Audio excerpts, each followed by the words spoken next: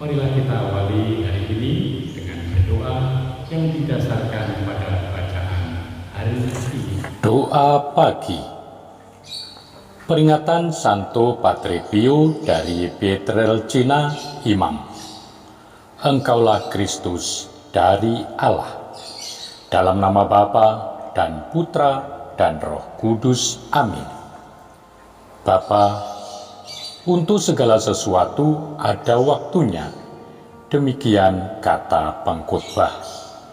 Dengan ungkapan yang berpasangan, ada waktu untuk lahir, ada waktu untuk meninggal, ada waktu untuk. Pengkhotbah menyatakan bahwa hidup adalah campuran antara kegembiraan dan kesedihan.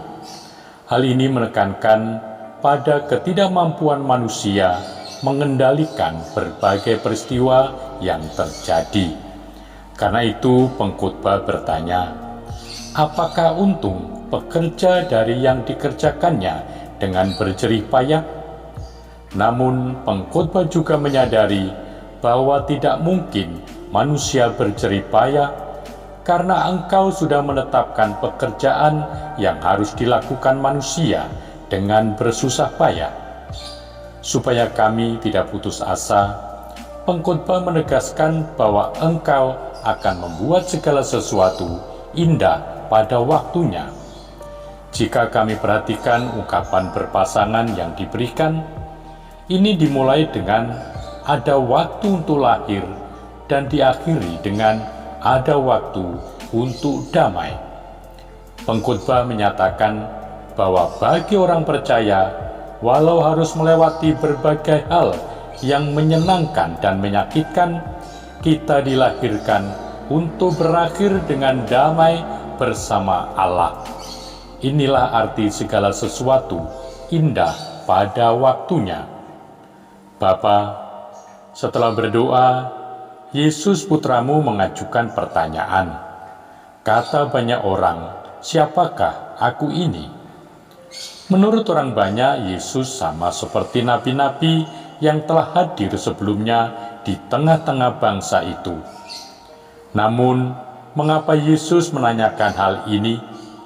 Apakah karena ia ingin tahu? Bukan demikian. Pertanyaan ini merupakan jalan untuk masuk ke pertanyaan berikutnya yang lebih penting. Lalu pertanyaan itu ditujukan kepada para murid. Menurut kamu, siapakah aku ini? Melalui pertanyaan ini, Yesus ingin mengetahui apakah murid-murid memahami jati dirinya.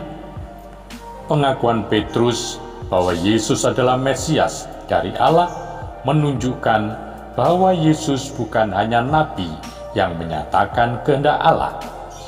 Yesus selalu menjelaskan maksud kedatangannya ke dunia, yaitu menderita, ditolak, dibunuh, dan dibangkitkan pada hari ketiga.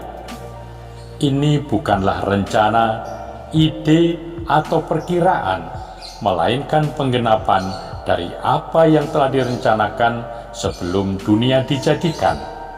Rencana ini adalah bagi keselamatan manusia. Bapa, murid-murid tentu tidak menginginkan semua hal itu terjadi pada Yesus. Namun Yesus berkata bahwa murid-murid pun harus melakukan hal yang sama, menyangkal diri, memikul salib, dan mengikuti Dia.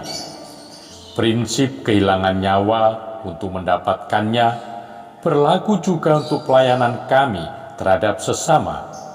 Jika kami hidup untuk diri kami sendiri dan tidak pernah memikirkan orang lain, kami akan mengalami kekosongan jiwa. Namun jika kami memberi dengan murah hati untuk melayani orang lain, semua itu akan kembali berlipat ganda. Meskipun sulit dan pahit, kami harus bersedia memikul salib tiap-tiap hari dan mengikut Kristus. Semoga dapat menjalani kehidupan Kristen dengan melihat betapa singkatnya hidup dan betapa tidak berartinya segala sesuatu yang ada di dunia ini bila dilihat dari kacamata kekekalan. Semoga kami ingat bahwa suatu saat ketika hari penghakiman tiba, kami akan menghadap tahta pengadilan Kristus.